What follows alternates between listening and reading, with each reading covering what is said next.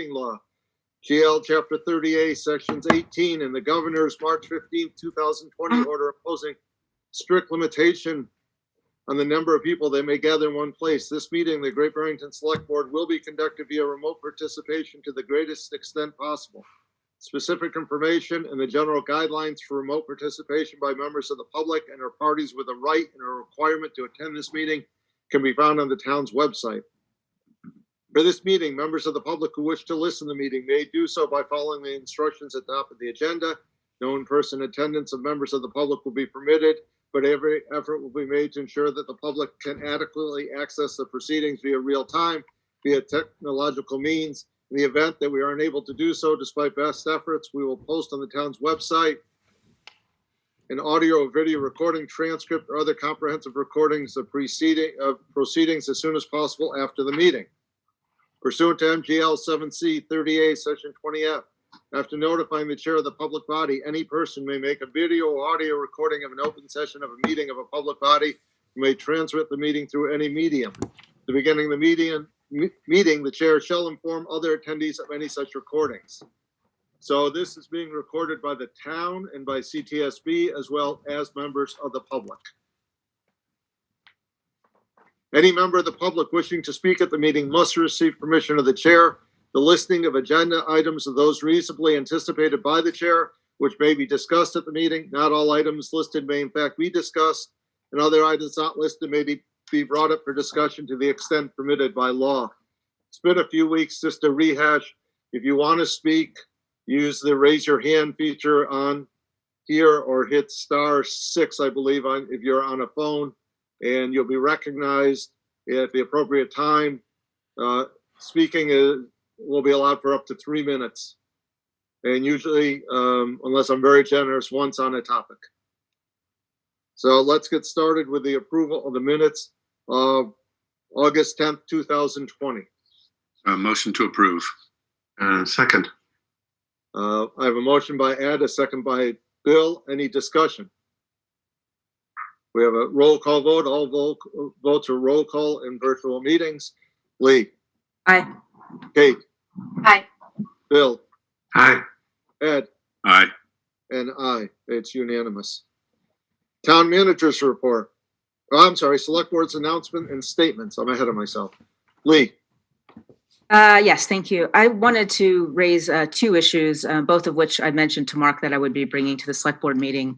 One, I'd like to discuss the incident, the unfortunate accident that happened at Route 7 and Lover's Lane at the end of December. Okay. And just wanted to bring that up for discussion, whether we're ready to discuss that. I just did want to raise my concern about feeling that we should do something to address the dangerousness of that intersection.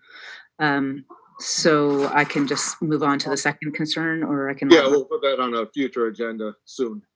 Okay. So I definitely want that addressed, please. The second item that I'd like to discuss is something that happened at the lake last evening.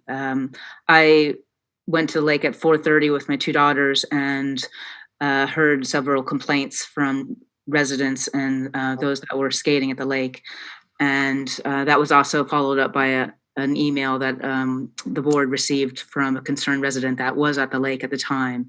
So I think that Mark might be speaking to that incident, but what happened was that there was a large group from New York that arrived at the lake, and they skated unmasked, and there were some concerns raised at the fact that they were not willing to mask themselves, and also at the sheer number of the people that showed up. So I do want to address how we're going to handle enforcing the mask mandate. And I feel that it's a lot on our health agents' shoulders to really be in charge of enforcing that mask mandate. So it's something I wanted to raise, and I believe that Mark might have some more information later on in the town manager's report. So, yeah, he will. But thank you for bringing that up, Lee. And just shout out to Mark about the lake. Thank you for putting up the signage. I noticed that as well. So thank you for putting up signs for the warning of ice, dangerous ice. So thanks. Thank you, Lee. Kate? I guess just because it crossed my mind as Lee was bringing it up, I think if we are going to discuss that intersection of Route 7 and Lover's Lane, if we could have somebody from state DPW, is that what I'm thinking? I think if we can have the appropriate people at that conversation with us, it might help us move that forward. So just as we plan. DOT. Thank you. If we could get somebody fit, yes. So I think if we could just, as we plan that, know that we're going to have to talk to more powers that be. Yeah, it might be nice to just do it all at once. Yes. So thank you for bringing. Bill? Oh, nothing here. Ed? Nothing. And I have nothing. Town manager's report. Thanks, Steve. So I have a few updates tonight. The first one is Houstonic Waterworks. Sean and I met with our engineers at DPC and ACOM last Friday to check in on the Phase 2 study and the system appraisal. Both companies, I'm happy to report, are making progress. And later that day, we sent a request for information over to the Houstonic Waterworks company for them to complete the next phase of the report. And once completed, both firms will be in to make a joint presentation before this board in public session. So that's all I have on that topic. Lake Mansfield ice signage credit actually goes to our Public Works Department. They, at our last meeting, of course, Lee, you had asked for some signage to be put up at Lake Mansfield, warning people of the ice conditions, which at that time were quite thin. So our DPW staff did order signs, and they installed 3 signs late last week that state in large letters, lake ice warning, lake ice conditions vary, beware of thin ice and hidden open water, so that they can be put up in the fall and remain through late spring, to just give people a heads up and remind them that the ice may not be the same depth in all locations. Next on my list is just a quick update on our 2 libraries. As you know, our town buildings are closed to the public at this time. So the libraries, both Mason and Ramsdale, will continue to provide curbside service. Staff will be available by phone and by email, so people should feel free to reach out to them. And Amanda's in the process now of ramping up virtual programming, particularly for the next stretch of winter months ahead. So the downside is, of course, that we do not need all of our library staff to accomplish this. So at this time, 4 staff members will or have been or will remain furloughed until further notice, and then 2 vacancies that are unfilled at the moment will remain vacant. And then next on my list is hand sanitizer and crosswalk flags. Just a couple really quick updates on this. You may have noticed that a few hand sanitizing stations appeared downtown. Our health agent, Rebecca, rented those. We were unable to buy them. They seem to be a hot item at the moment. So she did rent some for the next 4 months at the request of downtown merchants, and they've been placed in town, both on the east side and west side of town, and also one will be going to the Housatonic post office area on Depot Street.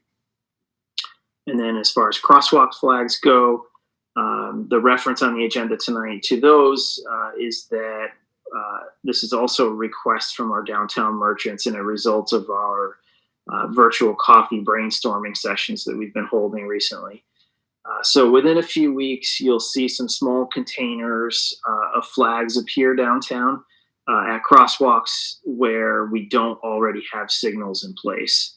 Walkers can use them if they wish as they cross the street to bring attention to themselves, and we'll keep this in place as an additional safety measure until more long-term solutions can be implemented. And then a few updates that I did not have on my list for tonight because they were last minute updates. The first one is an update to the board specifically about this Lake Mansfield incident that happened on Sunday that Lee mentioned earlier. So as you know, there was an incident there over the weekend with a large group of skaters. The police did respond, and I met with both interim Chief Storty this afternoon and our health agent, Rebecca Jerzyk. So going forward, and I will respond to the folks that reached out over email this morning. Going forward, what we've decided is that the police will respond to these situations. They're on 24/7, and it just makes sense. They're much more, they're well staffed, much more so than our health department. So they'll be responding to these situations going forward. And if residents or visitors refuse to comply with their orders, at that time, they'll take personal information from them and pass that along to the health agent, who is empowered to issue fines if need be. So a memo went out to all of our police officers today, and I think I shared that with the board, just letting you know that that's the plan going forward. So we'll see how that works, and if we need to make more adjustments, we will at that time.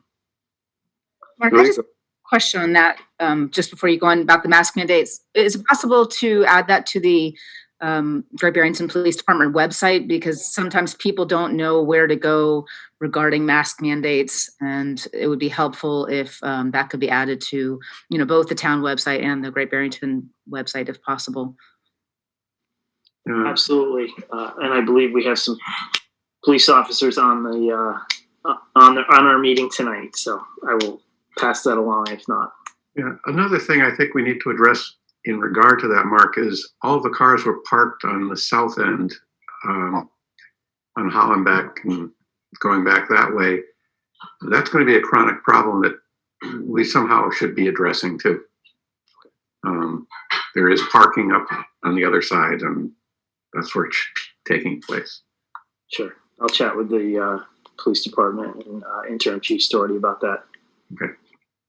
And I'll report back to the board. Last item that I have on my list for tonight is just a quick update on Formel Auto Salvage. This topic's come up a few times in meetings, and we've heard from a few neighbors in that area who've noticed an uptick in noise and the hours of operations, and also increased traffic going in and out of Van Dusenville Road and Route 41. So staff met with the new owners just this morning, actually, by Zoom, as a result of these complaints. And to be respectful of the neighbors, they've adjusted operations, and I have a list here of adjustments that they've made that I'll just read quickly. They've reduced their hours of operation from 7 to 5 Monday through Friday and 7 to 1 on Saturdays. So Sunday will remain quiet, no Sunday hours. The two noisemakers over there, the auto crusher and the rim remover, they will not be using those now until 9 a.m. so that it doesn't wake people up in the neighborhood.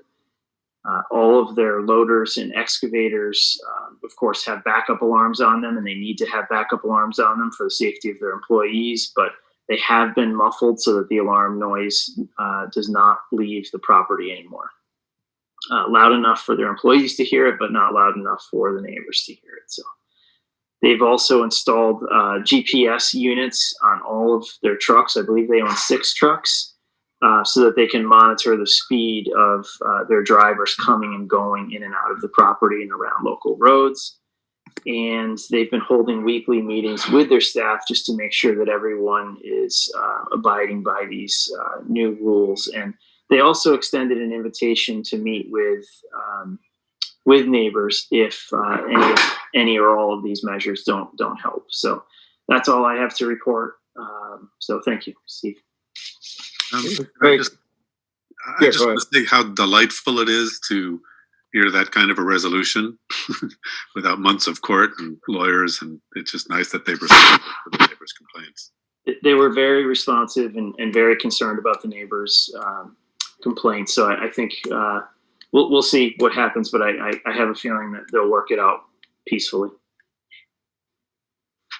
Okay, moving ahead under new business, and we have 25 participants on this Zoom call, 18 attendees, and the rest are from the board or staff. First is W.E.B. Du Bois proclamation. Randy, do you want to say anything before we read the proclamation? You have your hand up, so you obviously do. Let me get you here. Go ahead, Randy. Just unmute yourself.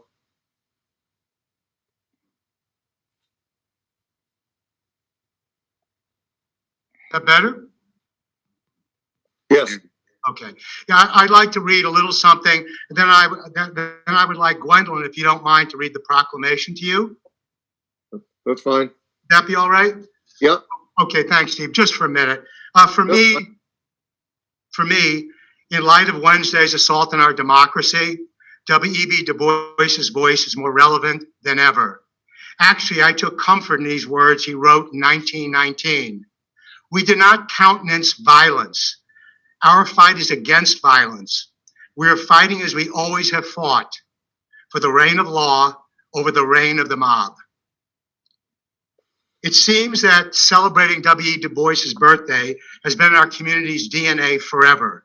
Celebrations from our downtown First Congregational Church and former Clinton AME Zion Church to the Du Bois Center at the Mahawi Cemetery. Tonight, the town-appointed W.E.B. Du Bois Legacy Committee is asking the Select Board to officially declare every February 23rd W.E.B. Du Bois Legacy Day in Great Barrington. I believe our proclamation encapsulates the heart and the spirit of our town. By approving it, to my knowledge, Great Barrington will become the very first municipality in our country to designate an official annual day to honor Dr. Du Bois. And for me, that's something very special. Steve, I'd like to ask that my friend Gwendolyn Van Sant, Vice Chair of the W.E.B. Du Bois Legacy Committee, now share our proclamation with you. Thank you, Select Board. Thank you, Randy. Gwen, you are unmuted. Hi, thank you, everyone. So I'm going to start reading the proposed proclamation. W.E.B. Du Bois Proclamation. Whereas the town of Great Barrington recognizes that W.E.B. Du Bois was born, raised, and educated in Great Barrington. And whereas the town of Great Barrington honors W.E.B. Du Bois via road signs proclaiming the birthplace of Dr. W.E.B. Du Bois, supporting the Dr. W.E.B. Du Bois Childhood Home Site, and the naming of the W.E.B. Du Bois Regional Middle School. And whereas the town of Great Barrington is charged to preserve and promote Great Barrington native W.E.B. Du Bois's legacy as a scholar and activist for freedom, civil rights, progressive education, economic justice, and racial equality. And whereas the town of Great Barrington recognizes February 23rd as the birthday of Dr. W.E.B. Du Bois, the premier architect of the civil rights movement.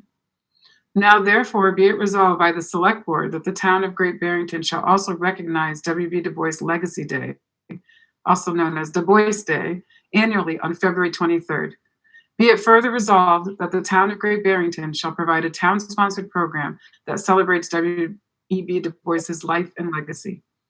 Be it further resolved, the town of Great Barrington encourages businesses, organizations, and public entities to recognize Du Bois Day as a day of reflection and celebration. In witness whereof, I have hereunto set my hand and caused the seal of the town of Great Barrington to be affixed this day in the year 2020. Thank you. Thank you. Motion to endorse this proclamation. Second. I have a motion by Ed, a second by Bill. Any discussion? Two quick things. Yeah, I just, I want to thank Gwendolyn and Randy and everyone on the Du Bois Legacy Committee. It's an honor to be part of the Select Board during this time, and I know so much hard work went into this, and especially at such a fragile time in our democracy. I just feel really touched and honored that I'm a member of the Select Board right now. So thank you so much for allowing us to approve this. Thank you, Lee. Well said. Ed? Now I only have one thing because that was one of them. So that's why I echo the thank you to the committee for the work they do. And just to point out, the Select Board can say that we will provide a town-sponsored program that celebrates Du Bois, we can't commit on behalf of town meeting to fund it. So I assume we'll put that in the budget, but it's up to town meeting to approve any money for that. So I have a motion to approve and I have a second. So a roll call vote, Lee Aye. and Kate, Aye. Bill Aye. and Ed. Aye. And I, it's unanimous. Gwen, Randy, and your committee, thank you very much for all that you do. As Lee said, and I'm very proud of this board for moving ahead with this and other things that have been done. Thank you.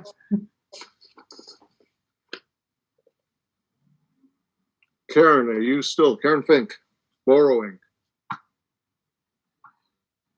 Yeah, go ahead, Karen. You just have to unmute yourself. Okay, gotcha. I'm not used to this. No Yep. problem. So we had a borrowing this week, or bids last week for a borrowing. I'm sorry, let me just find my papers that I want. Of course, I won't find them. And we had an excellent, sorry, I'm looking for my thing. We had an excellent bids for our bonds. We bid $4,990,000, and we had 7 bids, and the low rate of the true interest cost, which is really but over the whole course of the year, of about 1%, which is excellent. And also out of that, Standard & Poor's reaffirmed our AAA rating, which also helped us.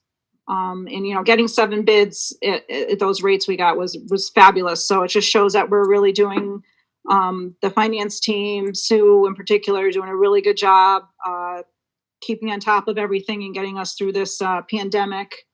And Standard & Poor's is still thinks we're doing great, so that's really good. And then now poor Ed has to read all those all that stuff. So yeah, thank you, Karen and Sue and the whole financial team for doing this. But it's your fault that I have to read all this. So It's well worth it. At 1%, it's well worth it. It's okay. So sit back and relax. Vote of the Select Board. I, the clerk of the Select Board of the Town of Great Barrington, Massachusetts, the town, certify that at a meeting of the board held January 11th, 2021, of which meeting all members of the board were duly notified and at which a quorum was present, the following votes were unanimously passed, all of which appear upon the official record of the board in my custody. Voted that the maximum useful life of the departmental equipment listed below to be financed with the proceeds of the borrowing authorized by the vote of the town passed May 1st, 2017, Article 4, is hereby determined pursuant to General Law, Chapter 44, Section 7(1), to be as follows. Highway dump truck for $190,000 with a maximum useful life of 18 years. 8 years. 8 years, sorry. Antenna replacement for $70,000 with a maximum useful life of 6 years. Further voted that the maximum useful life of the departmental equipment listed below to be financed with the proceeds of the $309,500 borrowing authorized by the town vote, by the vote of the town passed May 7th, 2018, Article 4, Item 4, is hereby determined pursuant to General Law, Chapter 44, Section 7(1), to be as follows. Highway dump truck for $180,000 with a useful life of 8 years.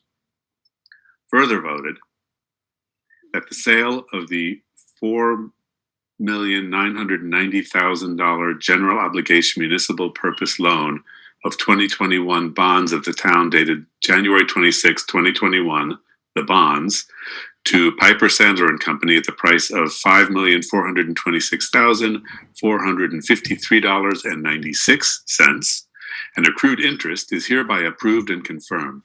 The bond shall be payable on July 15th of the years and in the principal amounts to bear interest and respective rates as follows. 2021, $515,000 at 4%. 2022, $470,000 at 4%. 2023, $445,000 at 4%. 2024, $445,000 at 2%. 2025, $410,000 at 4%. 2026, $375,000 at 4%. 2027, $340,000 at 3%. 2028, $280,000 at 4%. 2029, $225,000 at 4%. 2030, $250,000 at 1%. 2031, $250,000 at 1%.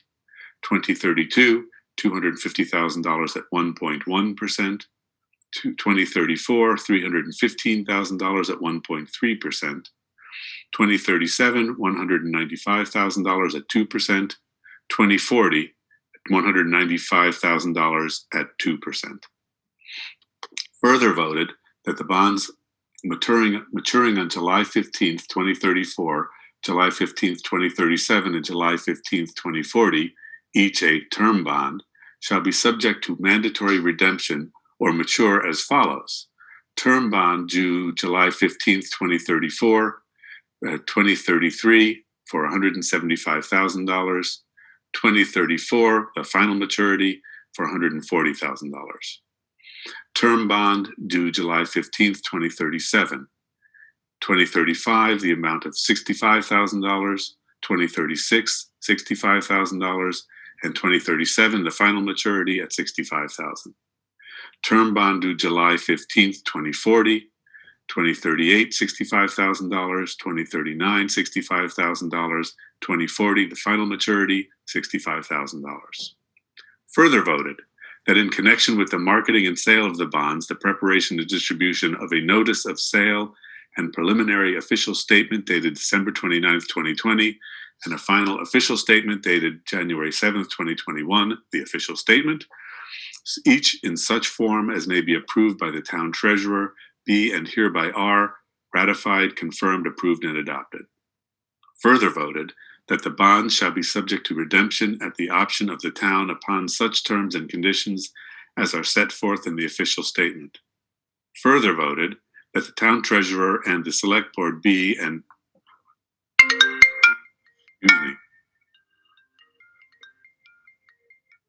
someone was interrupting me. Further voted that the bonds shall be subject to redemption. Is that where I was up to? Who's following? That the bonds shall be subject to redemption at the option of the town upon such terms and conditions as are set forth in the official statement.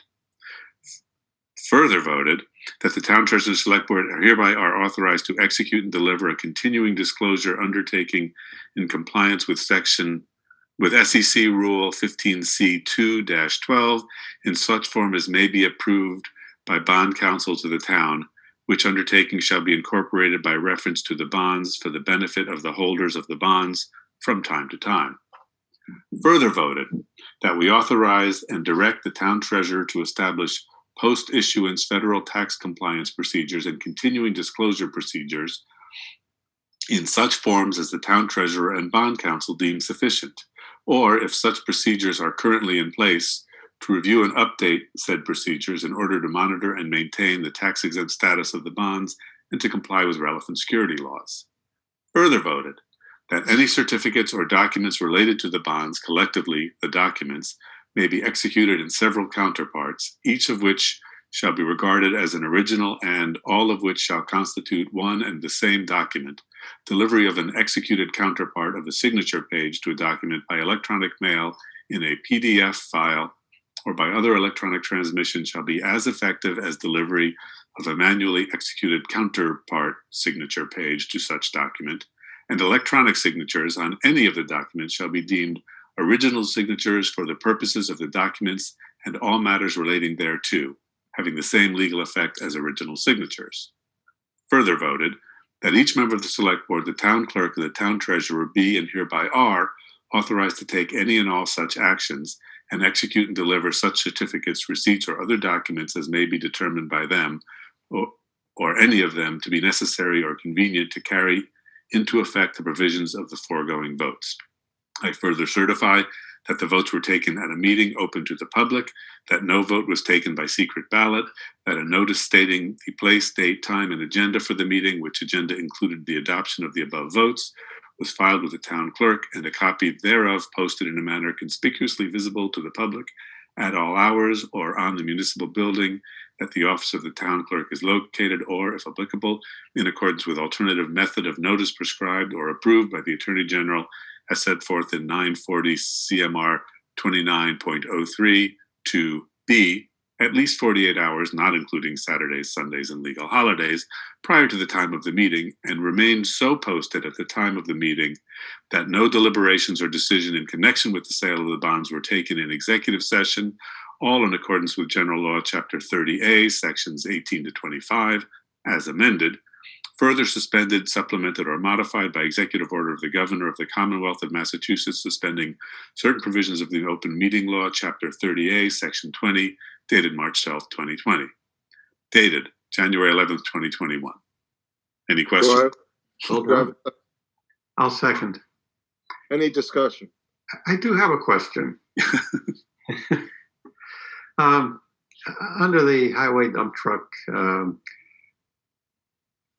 there's the years with the 2021, 515,000, and the interest rate is listed at 4%, and then it goes down to, sort of goes up and down. And so I'm wondering how that jives with 1%. I know there's an explanation, but I don't know what it is. I will try. It's not going to be pretty, but the coupon on the bonds over the 20 years changes, as is the amount of the principal we pay. And that's why some things are for 20 years borrowed and some are only for 10 years or 8 years, however we set them up. They also have given us a premium. So they're like kind of paying us to take the bond. And that's the part that really confuses me, but it works out. And then we can use that to pay our bond costs, and we can use it for other projects if there's money left over. If we borrow too much money for a certain project, it can that. So it's called a true interest cost, which gets us down to the 1% option. So the coupon and the yield, it's really confusing, but that's how it works out of the principal and that's being paid off. I'm sorry, it's really garbled, but I trust the FA when they give us all this. So our true interest costs on that bond, there are rates, different coupon rates from 1 to 5% on the different ones, but we had from the 0.978, which is the one we did, to a 1.217. So, and that was just based on basically the different types of premium that they're giving us. I can try to come up with something better to give you guys. I can email it to you, but that's how it kind of works. There you go, Bill. It's complicated. Okay. It's super complicated. Any other questions? Roll call vote. Lee? Aye. Kate? Aye. Bill? Aye. Ed? Aye. And aye. It's unanimous. Thank you, Karen. Next is the retroactive blanket premium borrowing. And actually, that was something that we did address at town meeting. I had put it in as a placeholder and forgot to tell Amy to delete it. So that's all set. We can go right on to from that one. You won't hear any complaints from me. Next is on the agenda is the adoption of the Great Barrington Hazard Mitigation Plan. Chris, go ahead. Hi, everybody. Can you hear me okay? Yes. Great, thanks. Thanks for this opportunity. So we started updating our local hazard mitigation plan, which was last written in 2012, and that was the regional plan. Since then, FEMA and MEMA encouraged local jurisdictions to do their own plans, and so that's what we did here. We started in 2019. We had a planning grant through FEMA, administered in Massachusetts by MEMA. So we had a planning grant to help us through. We had a small local match, and we went through a significant planning process, which resulted in the combination of both the hazard mitigation plan and the climate change adaptation, which we also had a grant to do. You'll recall at, I think, your last in-person meeting, March 9th, 2020, we presented the initial findings of the plans to you at that time. And we had a setup in the hallway for folks to look at the actions, the mitigation actions, and understand what this was all about. Since then, we just had to put the finishing touches on the plan, and we waited for quite a while for some important data from FEMA. And with all that included, we were finally able to finish the plan and send the final draft along to FEMA, and we have their final approvals. And as soon as the select board adopts it, we can have it officially logged into the FEMA site, which makes us eligible for action grants to implement our priority items. So that's just a brief overview. Happy to answer any questions or provide more information. Really Go extensive. There's a lot there. Yes. Yes, you. there is. Ed, do you want to, I know you do, because you want to read the resolution as a motion? Act 2, Town of Yeah. Great Barrington, a resolution of adopting the Great Barrington Hazard Mitigation and Climate Adaptation Plan. Whereas the Town of Great Barrington recognizes that the threat that natural hazards pose to people and property within the Town of Great Barrington, and whereas the Town of Great Barrington has prepared a hazard mitigation plan, hereby known as the Great Barrington Hazard Mitigation and Climate Adaptation Plan, in accordance with the Disaster Mitigation Act of 2000, and whereas the Great Barrington Hazard Mitigation and Climate Adaptation Plan identifies mitigation goals and actions to reduce or eliminate the long-term risk to people and property in the Town of Great Barrington from the impacts of future hazards and disasters, and whereas adoption by the Great Barrington Selectboard demonstrates their commitment to the hazard mitigation and achieving the goals outlined in the Great Barrington Hazard Mitigation and Climate Adaptation Plan.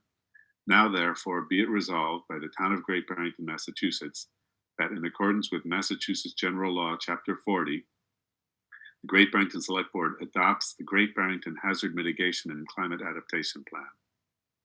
Do I have a second? Sure, I'll second. So the motion was by Ed, second by Bill. Discussion. So roll call vote. Lee, Aye. Kate, Aye. Bill, Aye. Ed, Aye. and I. It's unanimous. Chris, thank you for all your hard work on this. Thank you. Thank you, Chris. Yes. Next on the agenda, Mark will talk about the Police Oversight Review Committee. Thanks, Steve. So as you probably recall, at our annual town meeting in June, the select board suggested creating an oversight committee in response to a motion to defund our police department at that time. So with your approval, we will proceed with doing that. However, I would just like to ask if the board would like us to create a charge and draft an executive summary for an upcoming meeting, or whether you want to discuss that at this point. I think it makes sense if we have something to work from, so that if you draft an executive summary sooner than later, so that we can get most of this done before the next town meeting, that would be much more efficient. Does the board agree? Which is kind of a nod of the head. Yes. Okay. And that works nicely with our timeline for having a new chief in place very soon. So Perfect. Kate? Yeah, it just kind of, I pulled up the proclamation that we approved in maybe July.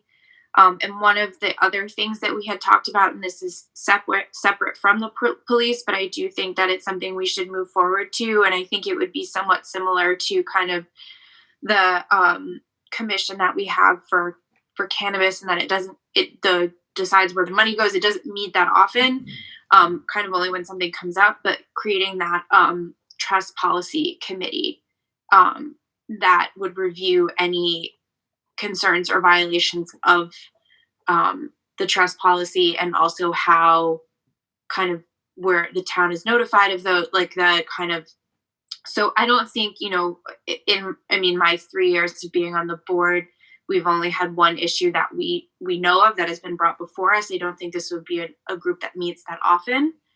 But I do think that it's something we need to complete. So we can, do you agree, Kay, we could do the same thing with that, an executive summary and form a committee? Yeah, and I think I think it is a separate thing, and I realize I shouldn't be bringing it up now. I should be bringing it up at a different time, and I apologize for that. But just that I think if we could move forward on that as well, I think that's really important. Makes sense. Anyone else? Not seeing anyone else. We'll move ahead with citizen speak time. Please raise your hand if you would like to speak. That's Charlie Williamson. Yes, could you hear me? Yes, we can. Okay, I've got 4 items I want to cover. First 2 are pretty simple. On February 24, 2020, I asked for a traffic flashing light policy to be written. And I did miss the meeting where you talked about it, but to give you some idea, when I brought this up like 20 years ago at 3 different times with the Selectboard, the very next day they had the lights flashing for various lengths of time, sometimes a month, 2 months, maybe even 4 months. And if you go through this town here in the evening, there's very little traffic and you will run into red lights. And I think the town is hindering the flow of traffic when they have red lights on when there's no traffic. That's one, just a concern to see if they could move along and get flashing lights. We'll have Mark bring that up again. He did have an answer, Charlie, at the last meeting. I won't put him on the spot now, but just join us at the next meeting and he'll put it under town manager's report and go over that again. I'm happy to cover that quickly now if you okay, like. Okay, Mark, if you're ready to do it.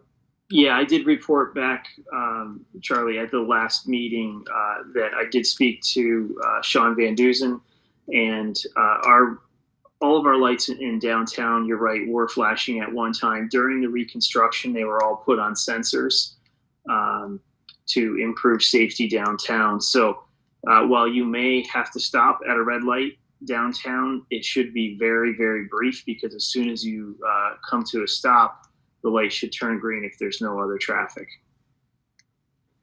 So we don't anticipate going back to, in fact, I think the board gave me some direction at that time that they did not want me to look into going back to flashing lights, because it would involve having an engineer come out here and reschedule the lights, and it would be a day's worth of work and an expense to the town as well. Well, it still is a hindrance. You do pull up to those lights and you stop and then you go through them. But I've had it where down at Bridge Street, I had to stop there, and Bridge Street is out. And this is in the morning, and also right by the town hall. So there's a couple of times you stop, and it's ridiculous because you're stopping because it's only a red light. When I know they did have flashing lights in the past. The second one I want to bring up, which has nothing to do with the town per se, but it does. The state was working on the bridge down there by Dominy's, and I guess now they pulled out for the last month and a half, and they left all their debris there. Why don't they just put everything back the way it was until they intend to come back and finish their job? It makes a traffic jam down there. You know, I thought it was a sloppy job that if they started a job, why not finish it? And they left a mess there, and we have to go through there every day. And it just doesn't seem like it was thought through by their engineers. It's winter time. It's not a very nice area to turn heading north with a tractor trailer, and they've made it worse. If maybe the town could say something to the state and say, hey, clean your mess up, and if you're going to do work again next summer, say less June, put the barriers back up in June. We will look into that, Charlie. We can ask where they're going. And here's a couple little pet peeves. It's all on the negative side, but I was down to town hall turning in your census mail there, and I saw 4 mailboxes outside. I don't know why the town needs 4 mailboxes when you got 1 address. You know, it's nothing but spending money. This what gets me out at all the meetings. Why there's 4 mailboxes out there when there should be 1. And then the last one, which is really negative.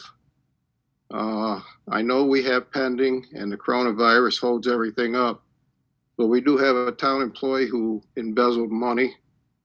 And to date, I don't know exactly how much money was embezzled, but I do hope the town has a... All that is in the court. We have nothing.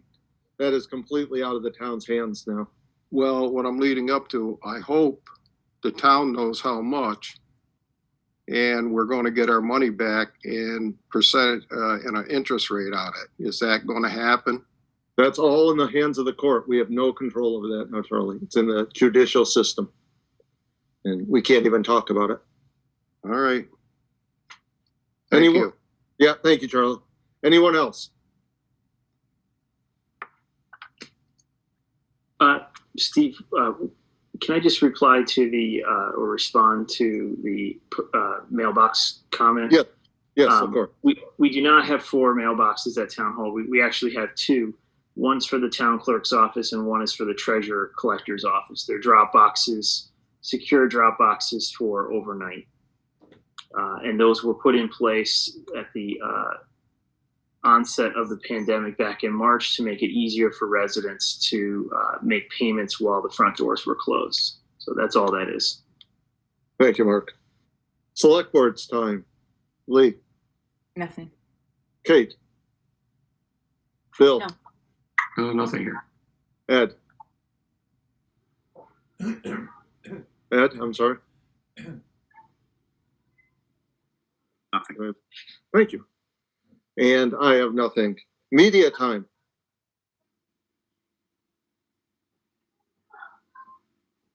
I hear nothing.